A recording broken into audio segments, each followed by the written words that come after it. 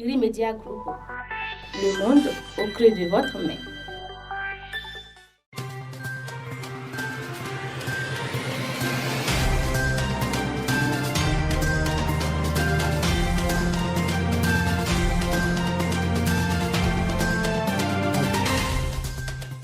Heureuse de vous retrouver en ce début de semaine. Nous sommes lundi 10 août 2020. Voici les grandes lignes de ce bulletin.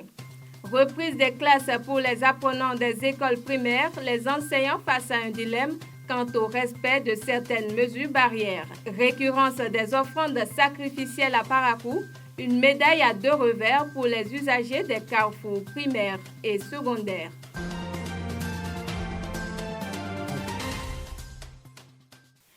Mesdames et messieurs, bonsoir. Merci de vous informer sur Irimedia Benet TV. Les apprenants des écoles primaires, excepté ceux du CM2, ont repris le chemin des classes ce matin. Après 4 mois de repos causés par la crise sanitaire que traverse le Bénin, enseignants et écoliers se retrouvent de nouveau. Mais en raison des effectifs plus ou moins élevés dans les salles, les enseignants rencontrent quelques difficultés quant au respect de certaines mesures barrières contre la COVID-19, notamment celle de la distanciation. Reportage. Démarrage des cours ce lundi matin à l'école primaire publique de Ouansirou. Enseignants et élèves ont pratiquement tous répondu présents à l'appel. Pour le compte de la première journée, il faut reconnaître que tous les enseignants sont présents à leur poste. Les enfants aussi sont arrivés. Bon, nous avons quelques absents qui certainement dans la journée ou après-demain vont rattraper les camarades. La plupart de ces enfants-là sont venus avec des cache-nez de la maison. L'administration a mis à notre disposition des dispositifs de lave-mains.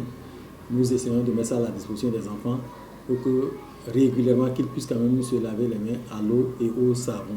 Après un long moment de repos, l'heure est au rappel des notions précédemment acquises en classe. Nous avons effectué quelques épreuves en français que nous avons corrigées. Les enfants ont beaucoup oublié. Ils ont beaucoup oublié. Mais nous allons quand même faire notre effort pour pouvoir les aider.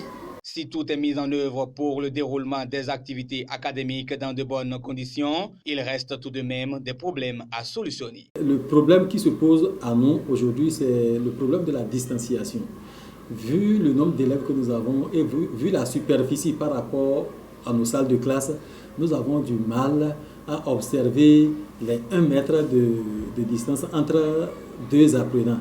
Afin que cette période de cours soit bénéfique pour les apprenants, les parents sont invités à y mettre des leurs. Ici, ils ont passé au moins 4 mois à la maison. Ce n'est pas facile, ils ont eu le temps d'oublier beaucoup de choses. Donc les parents nous aident vraiment à la maison pour qu'ils apprennent leurs leçons, faire assez beaucoup d'exercices. Les apprenants aussi doivent se mettre au travail parce que le repos est terminé.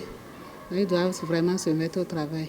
Arriver à la maison, que les enfants se lavent proprement. À l'école, nous allons prendre nos dispositions pour qu'ils puissent quand même se laver les mains. Par rapport au cache-nez, ça ne coûte que 100 francs.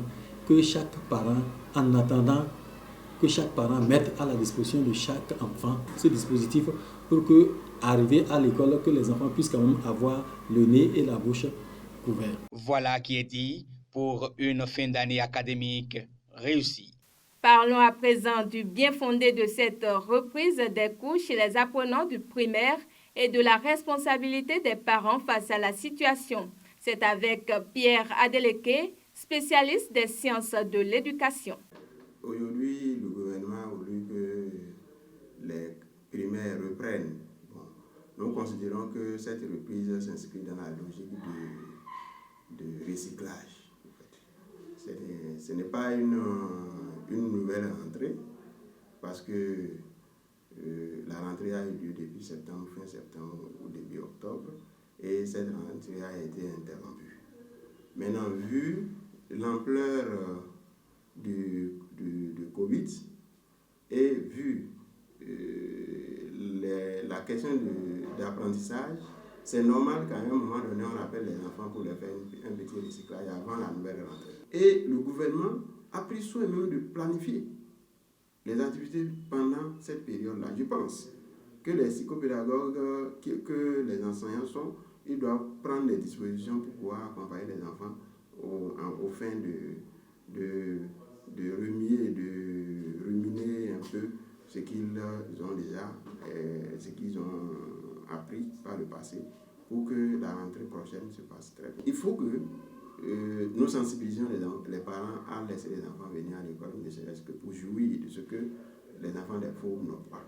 Parce que les cours de vacances, c'était réservé pour les enfants des riches, mais voilà que c'est l'État même qui, aujourd'hui, se met en position d'organiser ces cours de vacances et par les acteurs du système, et que les parents veillent laisser les enfants venir à l'école. Les plus peu perturbés, donc on demande aux parents de les aider à venir à rejoindre les classes.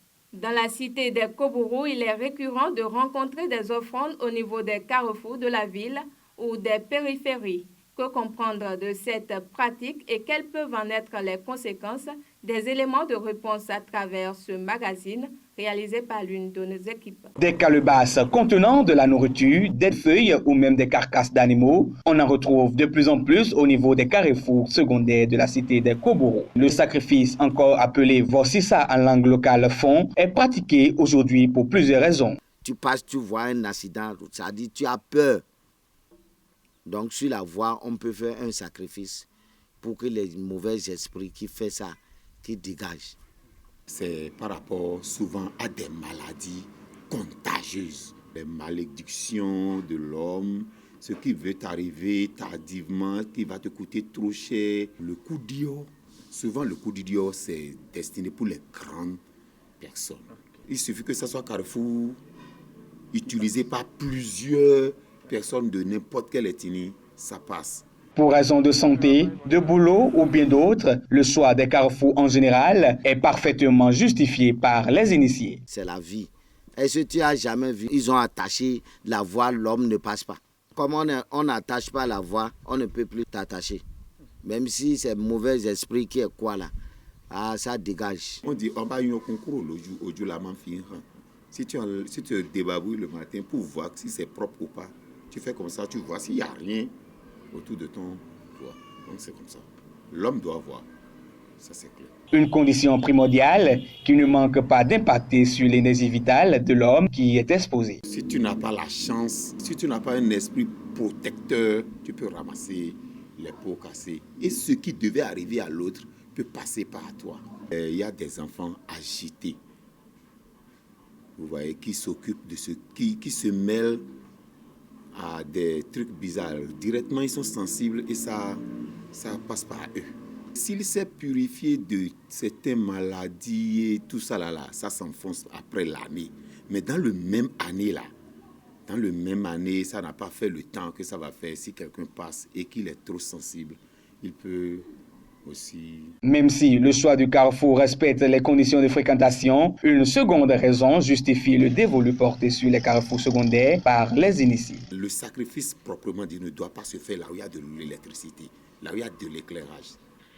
Donc vous allez remarquer qu'actuellement, moi dans mon quartier, il y a de cela 15-20 ans, on avait l'habitude de faire ça au carrefour Aérodrome ici. On fait ça la plupart. Mais actuellement, nous sommes en train de reculer. Jamais on électrifie.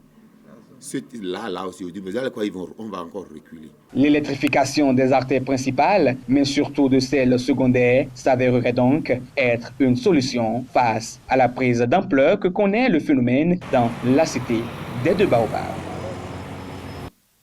Merci à Jonas Obossou et Isidore Akakpo pour ce magazine. Ainsi prend fin cette édition. Merci de nous avoir suivis de bout en bout. Les programmes se poursuivent sur votre Web TV. Agréable soirée à vous et à très bientôt.